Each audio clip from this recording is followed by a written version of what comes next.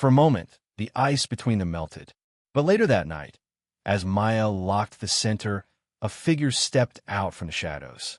It was an older woman, dressed in a sharp coat, with cold eyes that studied Maya like a hawk.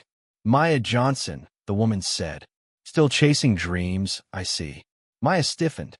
Mrs. Whitmore, Evelyn Whitmore, a name Maya would never forget. The chairwoman of the very foundation that had once denied her scholarship. "I heard rumors," Evelyn continued. "You're teaching now? Goo. But don't get carried away. You'll never be more than a waitress with a hobby." Maya's fists clenched. "These kids deserve better than the rejection you gave me." Evelyn smirked. "Careful, Maya. Don't raise their hopes. Hope is dangerous for people like us." And with that, she disappeared into the night, leaving Maya trembling. The next day, Maya tried to hide her shaken spirit, but Ethan noticed. "Are you okay?" he asked. She forced a smile. "I'm fine, chump. Let's dance." As Ethan practiced, Richard studied Maya closely. He noticed the way her hands trembled, the shadows in her eyes. For the first time, he realized she wasn't just strong. She was carrying invisible battles. Richard watched it all, each session a silent war inside him. He wanted to pull Ethan out, remind him that the world was cruel, that people would mock a disabled boy dancing. But another part of him, a quieter, buried part, wondered if maybe Ethan was proving him wrong. One evening, after class, Richard found himself pacing outside the center. The neon lights flickered overhead as laughter echoed from within. "What am I doing here?" he thought bitterly. "I'm Richard Kane, billionaire, CEO. I don't belong in this broken-down hall." But then he heard Ethan's laugh, loud, genuine, free, a sound he hadn't heard in years. Richard froze. That laugh alone was worth more than all his business deals. For the first time in his life, Richard Kane doubted himself. Meanwhile, Maya's own life began shifting.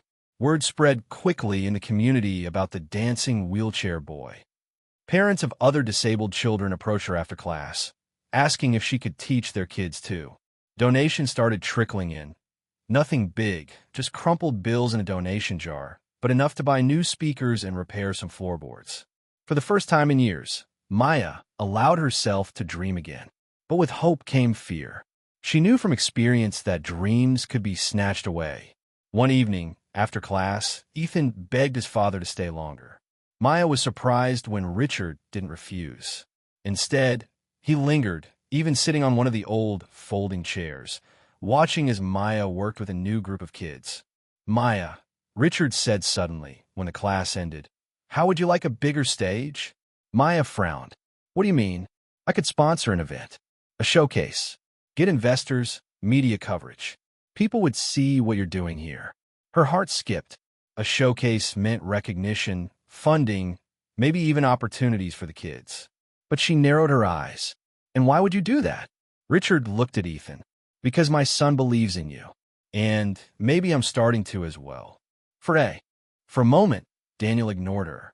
He was used to stares, some curious, some judgmental, some filled with pity. But she didn't walk past. She crouched down, her heels touching the sidewalk, her voice soft. "Sophia, excuse me, what are you drawing?" Daniel froze. Rarely did anyone talk to him like a person. Slowly, he looked up, his voice rough but steady. "Daniel, just lines. Nothing important." She studied the chalk marks, then smiled. "Sophia, looks like more than lines to me. Looks like hope."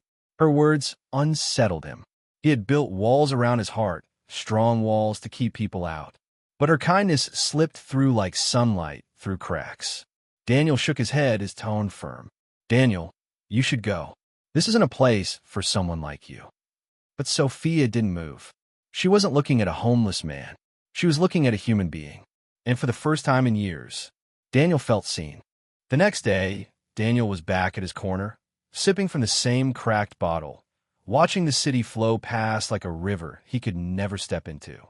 He didn't expect to see her again. People like Sophia lived in a world too far from his own. But fate had other plans.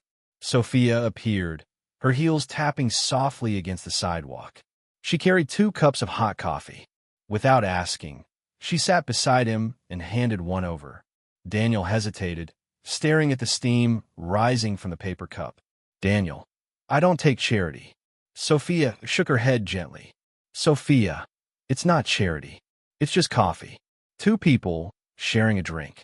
That's all. For the first time in years, Daniel felt his lips curve into the faintest smile. He took the cup, the warmth spreading through his frozen fingers. Narrator. And then they talked. Not about money, not about luxury, but about life. Sophia spoke of her world. A mansion filled with chandeliers, dinners with powerful people, and parties where everyone smiled, but no one was truly happy. Daniel spoke of his past, serving his country, losing his family, and finding himself invisible in the very city he once called home. There was silence after his words. Sophia's eyes softened. For once, she wasn't the rich girl, and he wasn't the homeless man. They were just two souls sitting on the same sidewalk, searching for meaning. Sophia, you don't deserve this life. Daniel looked away, his voice low but firm. Daniel, we all end up where we belong. But deep inside, a fragile bond had already formed, a bond that neither of them fully understood yet. Days passed, and Sophia kept returning. She would sit with Daniel, sometimes bringing him food, sometimes just her presence. Each time, the wall he had built around himself cracked a little more. One evening, Sophia made a bold move. Sophia, come with me, just for tonight. I want you to see my world. Daniel hesitated. His pride screamed no, but her eyes carried a sincerity he couldn't ignore. Slowly, he nodded. Sophia led him to her world, a mansion glowing with chandeliers, polished floors shining like mirrors, and servants waiting at every corner. Daniel's old boots echoed against marble floors. He had never felt so out of place. At dinner, silver plates gleamed under golden lights. Sophia tried to make him comfortable, but Daniel's hands shook as he held the crystal glass.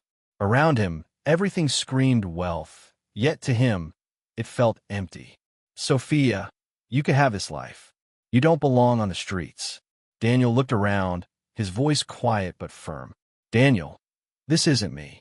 These walls, they don't feel like home. They feel like a cage. That night, when he left her mansion, Daniel's steps were heavy. He knew Sophia cared, but her world was built on everything he had lost, and no luxury could ever erase the scars of his past. The next morning, Sophia found Daniel back on his corner, sitting against the wall with his chalk in hand. She walked over, her voice trembling. Sophia, Daniel, I want you to stay with me. Not out of pity, because I care about you. Her words hung heavy in the air. For a long moment, Daniel said nothing. His chest rose and fell, his eyes fixed on the ground. Finally, he spoke. Daniel, you don't understand. I'm broken. My world ended long ago. You deserve someone whole, someone who can walk beside you, not someone stuck in the shadows. Sophia's eyes filled with tears. Sophia, you're not broken. You're human. You're more real than anyone I know. Daniel smiled faintly, a sadness in his eyes. Daniel, maybe so, but love isn't about saving someone. It's about walking together. And I can't walk into your world. If I did, I'd lose the little dignity I've left. Sophia's heart shattered.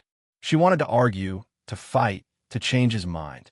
But deep inside, she knew he was right. Daniel wasn't rejecting her. He was protecting the last piece of himself that still remained. Daniel reached out, gently placing the chalk in her hand.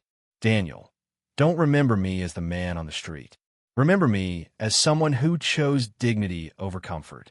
Someone who once had a story worth telling. Sophia's tears fell as she nodded. She walked away, the sound of her heels fading into the distance. That day, the city moved on as always. But for Sophia, nothing was the same. She had met a man who had nothing, yet taught her everything. Sometimes the poorest man carries the richest soul. Daniel refused wealth, but left behind a lesson. Love is not about money. It's about respect, dignity, and truth. If this story touched you, like, share, and subscribe for more. And now it's your turn. What do you think? Did Sophia do the right thing by trying to bring Daniel into her world? Or was Daniel right to refuse her love? Tell us in the comments what kind of story you'd like to see next. Your opinion matters.